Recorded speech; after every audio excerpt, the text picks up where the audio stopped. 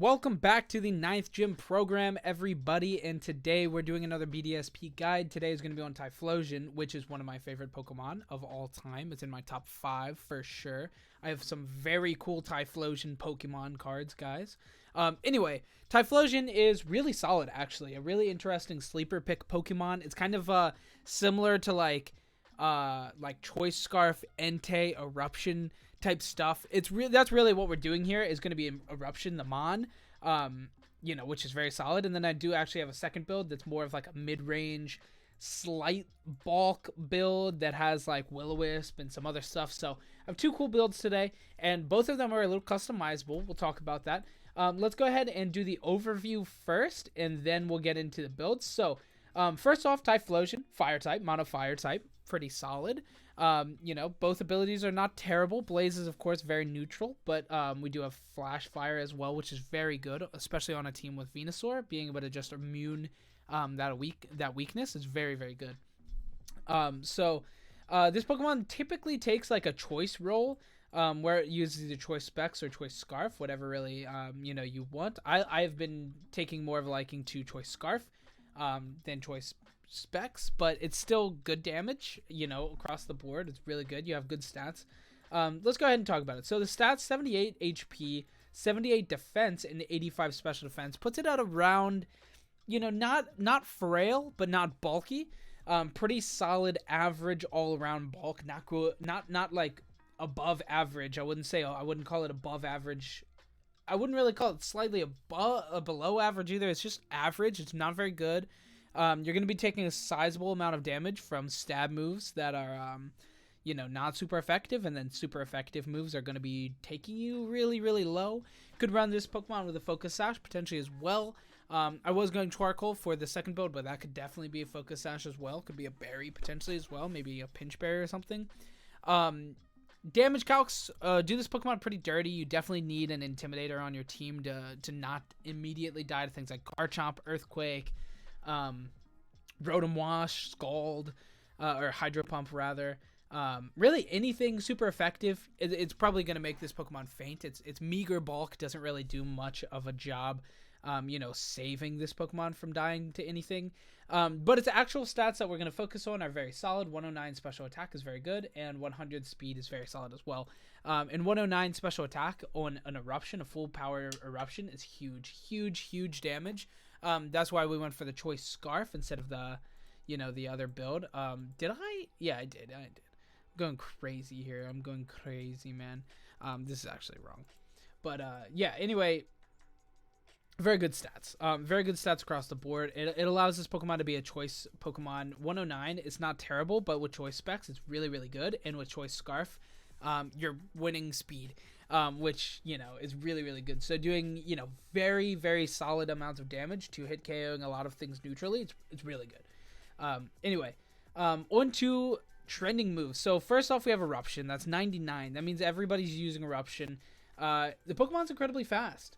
So why not use an incredibly high damage move? That you really need to go first with this move, which makes its speed, good, right? Because this Pokemon has to be fast. Because Eruptions, it doesn't do damage if it's the Pokemon's low on HP. That's why I only have the Eruption on the Choice Scarf build. But definitely run it in Choice Specs if you're running Specs as well. It doesn't have to be on every team. You would definitely think it would be with this 99.7, but I don't think it has to be on every Typhlosion build.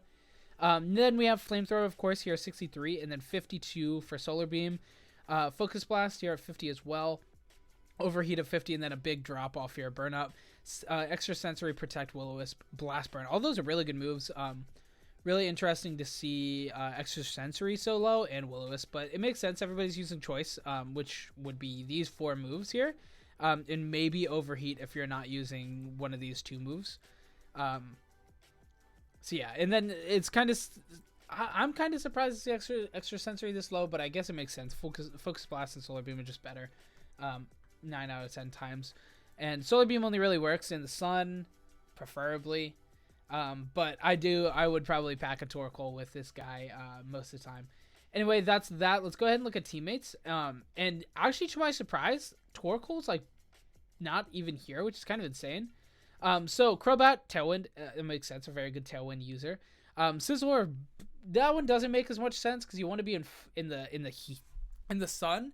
You don't have to be in the sun because Eruption is still doing a lot of damage, but it's good to have the sun and to be able to potentially eliminate the rain matchups, which is pretty good to have that in the back pocket. Venusaur, this is definitely makes sense. Honestly, it surprises me that it's not higher, because Venusaur is just such a strong Pokemon in the sun. It has the ability Chlorophyll, which doubles its speed, which makes it a pretty natural partner to something that wants to be in the sun. But without Dynamax, it makes the sun less applicable, so it makes sense. Rotom-Mow, interesting. Mamoswine, Gyarados, Togekiss, Garchomp, they're going to be on almost everything. Murkrow, actually really interesting. Prankster Tailwind. This is the only Prankster Tailwind Pokemon in the format, which is interesting to see. And then Raikou down here, which makes sense because you want a strong, fast, electric type Pokemon. Makes sense on this team because it wants to deal with those water type Pokemon that are pretty pesky. And you have Pokemon, Typhlosion even has Solar Beam, which allows it to deal with the Pokemon that Raikou's kind of afraid of, which is, those rock and ground type Pokemon. So it makes sense. You also have Venusaur likely on the team, which can, once again, deal with those ground type Pokemon. So it makes sense. All those Pokemon make sense. Items, choice specs here, choice Scarf and Charcoal, they make sense just to be there. These are the three that I would expect. Maybe Life Orb can be, in this percentage as well. And what was the other thing I was saying? Something. I don't remember. But yeah, I mean, this is what you're going to typically see. You're going to see Specs or Scarf, really, most of the time. And then sometimes Charcoal build, if it's not a choice build. And then Flash Fire here at 92, that makes sense. You want to have something like Venusaur or something on your team, and then you can bring this Pokemon in once it's threatened with a fire attack. And then Flash Fire, boom, soak that damage up, and then you're 1.5 times special attack. It's very, very, very powerful. And then spreads, trending spreads that we typically will see. Most of them are going to be more so at 252, 250, 254 as its choice specs or choice Scarf. You definitely need that max speed, so most of these are going to be timid max speed. But you also, like choice specs, definitely need timid max speed. But with choice Scarf, you can go modest max speed, which is what we see actually being the most, which is interesting. And then like maybe a little bit of mixed bulk here. Into HP or defense or something like that. So that's your overview. That's typically what we're going to see here. Let's go ahead and look at the builds that I have. I have two of them, like I said. The first one is going to be the more standard what you'll see. This might be choice specs. I mean, according to Picolytics, it's going to be choice specs more so. But I think choice Scarf is the best. As you can see here, let's format by speed. And where's speed? 100. Keep that in mind. Keep that number in mind, 100. So you have things like Crobat up here, Aerodactyl, Weavile. I'm only going to name like the Pokemon we see pretty frequently. Raikou, potentially Ambipom, Floatzel,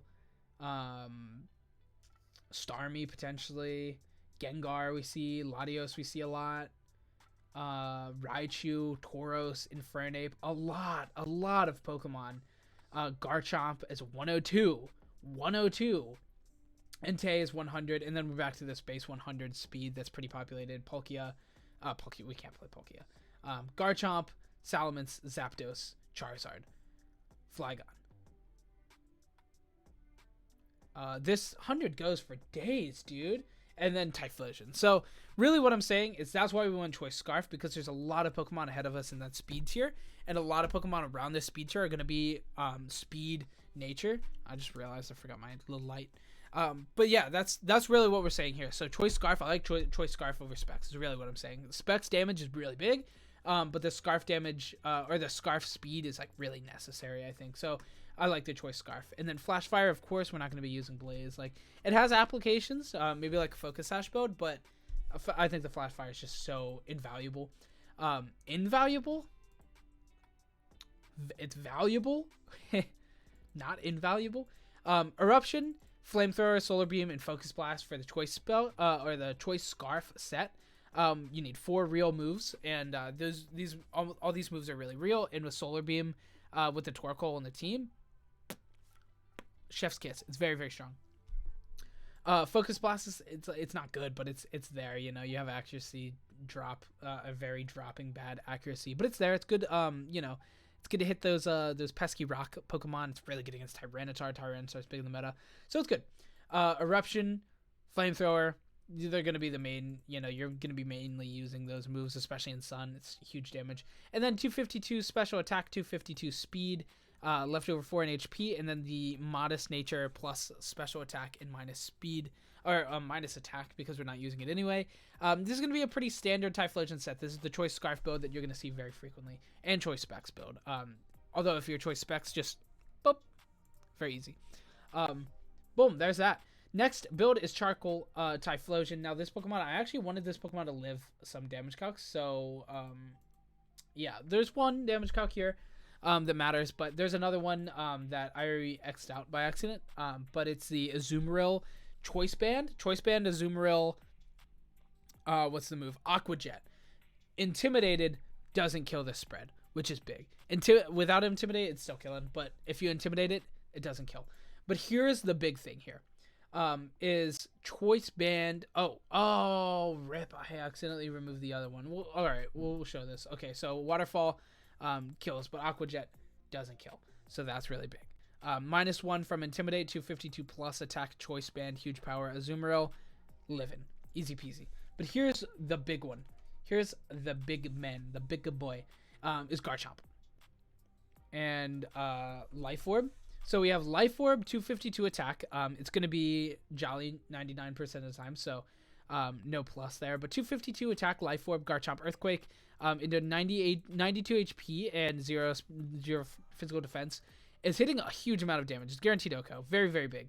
But give that -1 from Intimidate, and boom, knocks it right down to a guaranteed 2-hit KO. We're living. Easy peasy. That's easy money. So that's what this calc is. The 92 HP, that's the second build, is going to be 92 HP. The rest 252 all into speed and Timid Nature as well, and then I just put the rest into special attack. Just invested the rest for the Flamethrower, the Extrasensory. But this build is a more mid-rangey build. You know, it can live that attack. It can live a couple of attacks behind Intimidate, so you definitely want to Intimidate. Probably Hitmon top on the team. That's probably what I'd go for, like a Typhlosion, Torkoal, Venusaur, Hitmon top. Something else that can deal with like rain teams, because rain teams are going to be pretty annoying. And then some other balance mons. But yeah, that's what this that's what this build is. Charcoal, Flash Fire, doing some pretty good damage here. Flamethrower, Extrasensory. You really want to lead Venusaur, Torkoal a lot of the time, to be honest. Like Sleep Powder, keep the Torkoal alive, potentially win late game on Trick Room Torkoal. And then also like have the Typhlosion as a good switch for Venusaur.